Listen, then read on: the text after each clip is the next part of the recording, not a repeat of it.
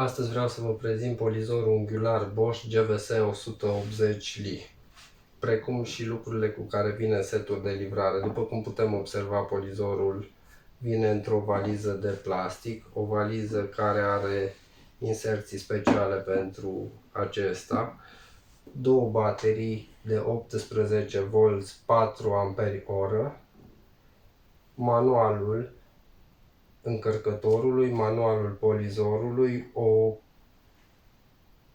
cheie de strângere a piuliței pentru blocarea discului, un încărcător GAL 18V40 cu încărcare normală de 4 A pe oră, respectiv un acumulator din acesta îl încarcă o oră.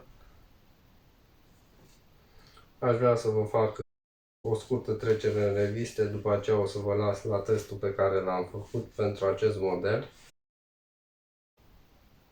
După cum se poate observa, un lucru extraordinar care mi-a plăcut foarte mult pentru a proteja bateria și contactele din interior, baza pe care se prinde bateria la acest polizor, sper că se poate observa, este cu arc. Acest lucru absorbe șocurile. De asemenea, polizorul mai este foarte bine gândit din punct de vedere al prafului.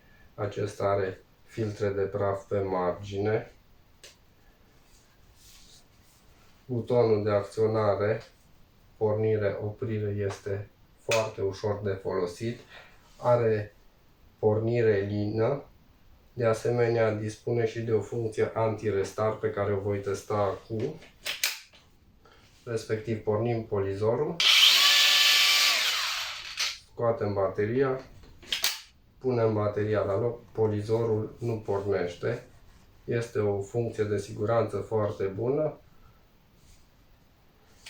Ce mai pot să spun despre polizor? Că este echivalentul unui polizor cu fir de 700 de W la curent, care este un lucru extraordinar și dispune de un motor brushless, adică un motor cu randament ridicat, fără perii.